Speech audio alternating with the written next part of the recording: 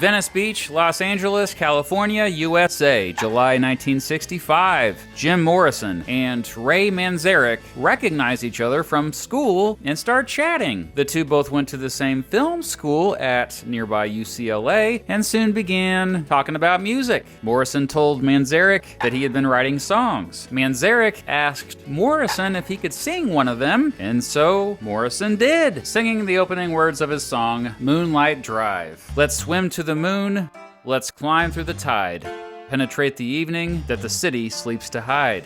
Manzarek loved it and wanted to create music with those lyrics. You see, Manzarek sang and played piano in a band called Rick and the Ravens. He asked them if Morrison could join the band as a singer, and they were like, sure. That said, Morrison was hesitant to join as he never wanted to be a singer. Morrison added quite a new vibe to the band, which, up to that point, had mostly just played surf rock at fraternity parties. On September 2nd, 1965, the band recorded a 6-song demo at World Pacific Studios. Rick and Jim Manzarek, Ray's brothers who were in the band, tried to promote the demo, but it didn't do that well. Disappointed by the poor response to the demo, Rick and Jim quit the band, saying it was going nowhere fast. Little did they know.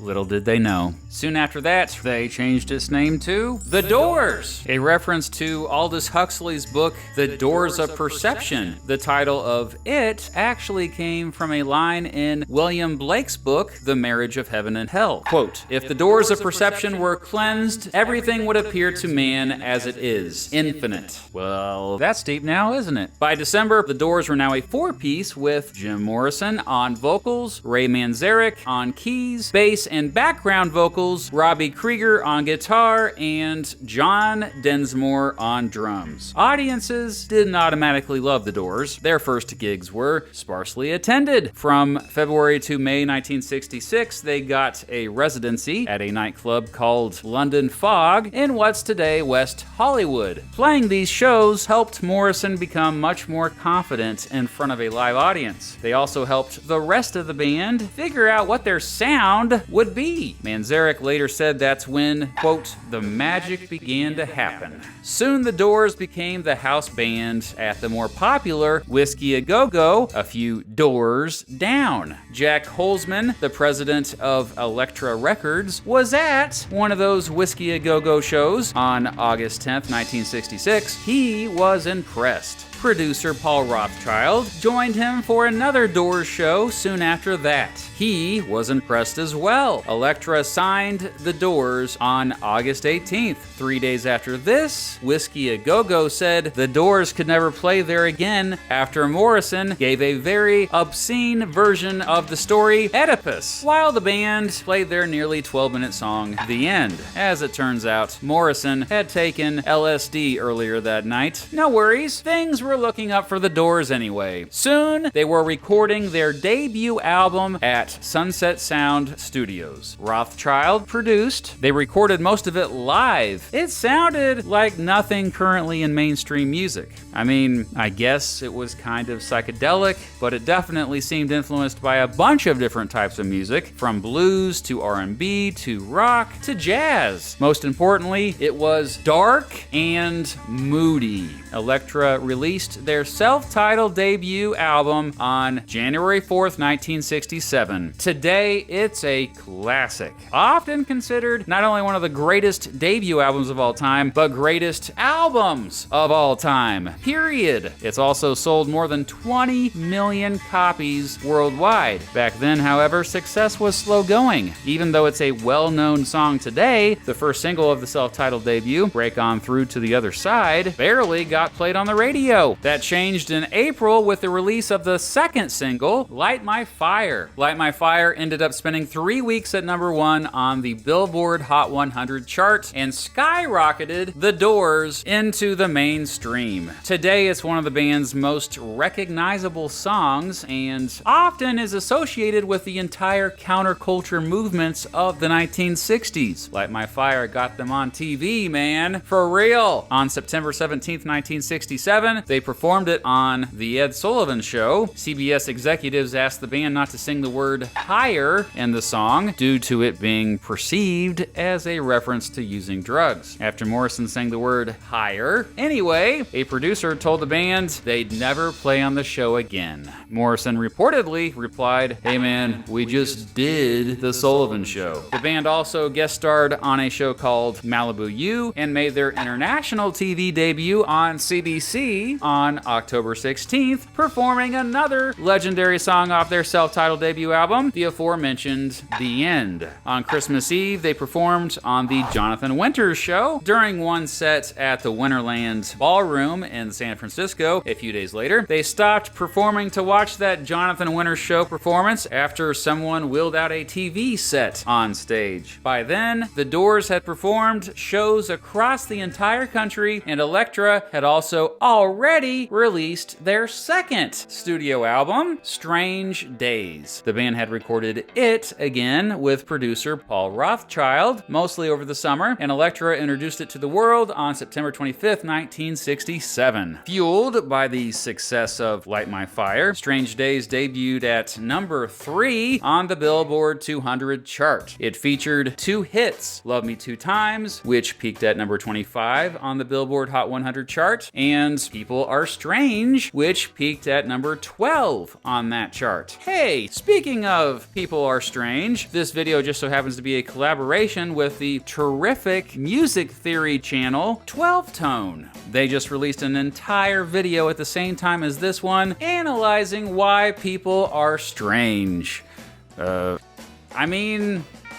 They just released an entire video analyzing the song People Are Strange. Go check it out when you're done watching this video, eh? Anyway, People Are Strange is currently the second most streamed song by The Doors on Spotify. While Strange Days didn't sell nearly as many copies as their self-titled debut, critics still adored it, and it sure didn't hurt the band's momentum. They continued to get more and more popular, soon playing arenas and coliseums instead of rock clubs. That said, their frontman was a controversial dude. On December 9th, 1967, Morrison got into an argument with a police officer before a show at New Haven Arena in New Haven, Connecticut. The police officer took out a can of mace and sprayed it at Morrison. Despite this, after Morrison recovered, the band took the stage anyway. Halfway through their set, Morrison improvised some obscene lyrics, talking trash about the police officer who sprayed him. Police then ended the concert and arrested Morrison on stage, dragging him out as fans became rowdy. They charged him with inciting a riot, indecency, and public obscenity, although those charges were later dropped. There's the mugshot. It wasn't the first time Morrison had been arrested. Here's a mugshot from when he was arrested in college back in Florida for, quote, drunken behavior at a football game. It was, however, the first time a rock artist got arrested on stage during a live performance. By the early months of 1968, Morrison was drinking more and more alcohol, and the band was starting to have creative differences with Paul Rothchild as they recorded a third album. Regardless, the band wrapped up recording in May, and Elektra released their third studio album, Waiting for the Sun, on July 3rd, 1968. Waiting for the Sun did just as well commercially as Strange Days, and had 2 hits, The Unknown Soldier and Hello, I Love You. That said, critics were more mixed on this one, with some calling the album pretentious. By the summer of 1968, the Doors were arguably at their peak of popularity. Their fans often got rowdy, though, leading the police to also gravitate toward their shows. On August 2nd, the band played the Singer Bowl in New York City with The Who? Yes, The Who. Fans repeatedly kept trying to jump on stage. After the Doors' performance, around 200 fans threw chairs, causing several injuries. On September 6th, the band played their first show outside the United States at the Roundhouse in London. They played played 16 more gigs across Europe. At one of those gigs in Amsterdam on September 15th, Morrison passed out on stage after taking a bunch of narcotics. He was rushed to a local hospital and did eventually recover. Meanwhile, Densmore, Krieger, and Manzarek went ahead and finished the show without him, with Manzarek singing Morrison's parts. Some foreshadowing there. The band flew back to the United States to play 9 more huge shows before once again returning to the studio, this time deciding to be much more experimental, adding more instruments like horns to have a much richer sound. In December, fans got a taste of this new sound with the hit single Touch Me, featuring one of the most recognizable intros in pop song history. Touch Me got all the way up to number 3 on the Billboard Hot 100. On March 1st, 1969, the Doors performed their perhaps most infamous show at the Dinner Key Auditorium in Miami. First of all, Morrison arrived at the show late and heavily intoxicated. The crowd was rowdier than most Doors shows. Quote, "The gig was a bizarre circus-like thing. There was this guy carrying a sheep and the wildest people that I've ever seen," the band's manager, Bill Siddons, later said. At one point, many audience members began taking their clothes off. Morrison, whose shirt was off because a fan poured champagne on him, at one time made hand movements behind his wet shirt in front of his groin. Long story short, a few days later, police arrested Morrison for supposedly exposing his genitals on stage, simulating oral sex, shouting obscenities, and being drunk while performing. Another arrest, another Jim Morrison mugshot, although that one was taken much later. Morrison would eventually be convicted this time, but never ended up serving any prison time. It's worth noting that lots of people, including his own bandmates, said afterward that Morrison never exposed himself on stage that night. Regardless, this incident definitely hurt the band's momentum. The Miami incident sparked protests and caused some radio stations to stop playing their records. The Doors ultimately canceled 25 shows due to the whole fiasco, or $8 million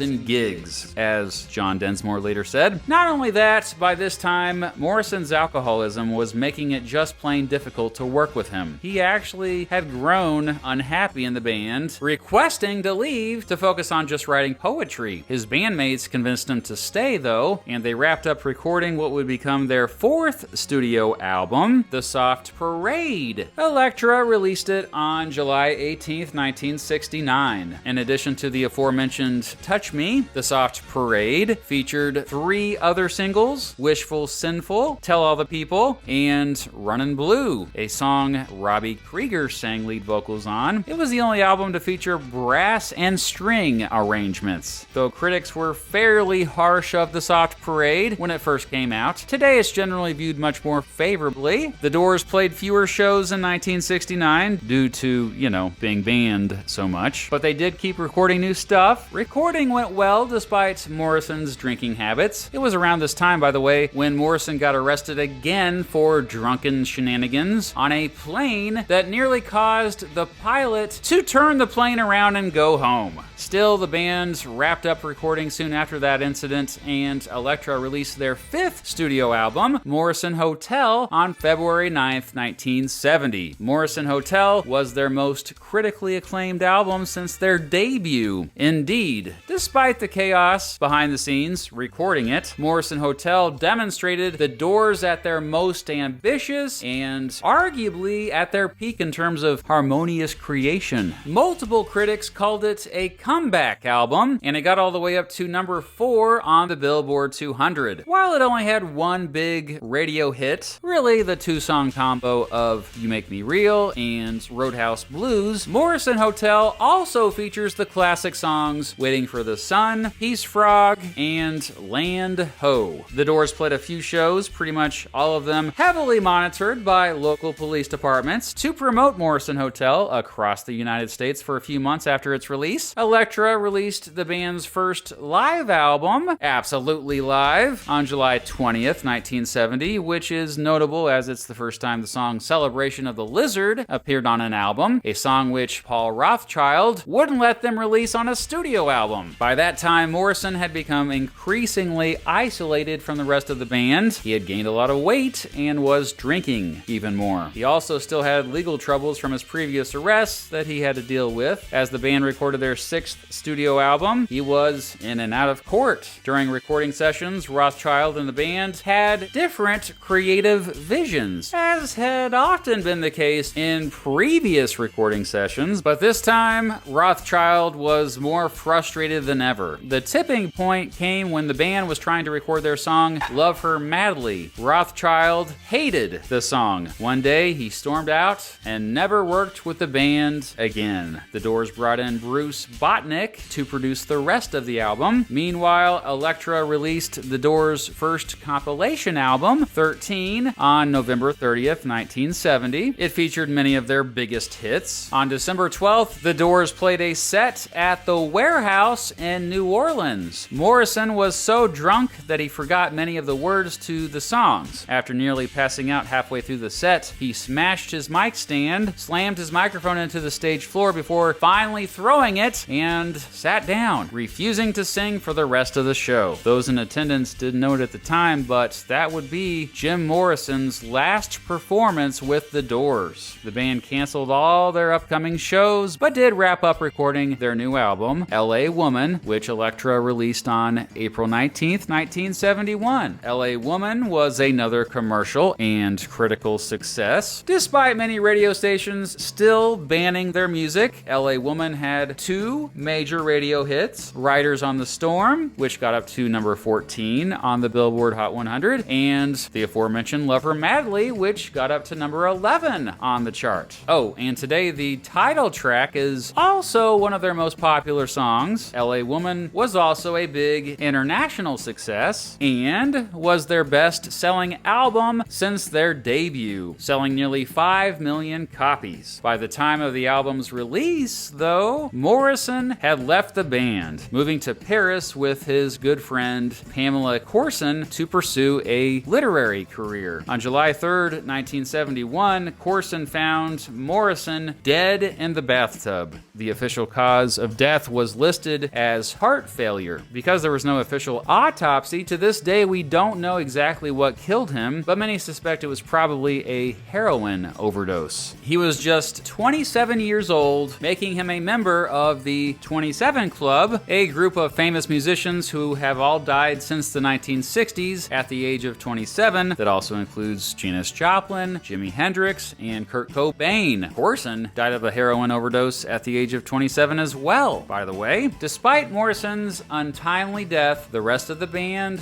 decided to continue on without him as a trio. They recorded new stuff with Ray Manzarek and Robbie Krieger sharing lead vocals. Elektra released the Doors' 7th studio album, Other Voices, on October 18th, 1971. Without Morrison, though, the band just didn't have the same appeal. Other Voices was a commercial and critical flop, at least compared to their previous releases. Still, the Doors began performing shows again, eventually adding Jack Conrad on bass and Bobby Ray Henson on guitar. They also recorded even more new stuff in 1972. Most of this ended up on their 8th studio album, Full Circle, released by Elektra on August 15th, 1972. Yep, that is the amazing album cover. Full Circle did even worse than Other Voices. Shortly after Elektra didn't renew their contract, the band decided to call it quits. However, 5 years later, they reunited to record new stuff after they decided they wanted to put Morrison's spoken word poetry recordings to music. Manzarek later said, quote, "We did this album to show the side of Jim which has been underrated all these years. What resulted was the Doors' 9th and final studio album, An American Prayer, released by both Elektra Records and Asylum Records on November 17th, 1978. An American Prayer was a fitting tribute to Morrison's legacy. In the years after the breakup of the Doors, Manzarek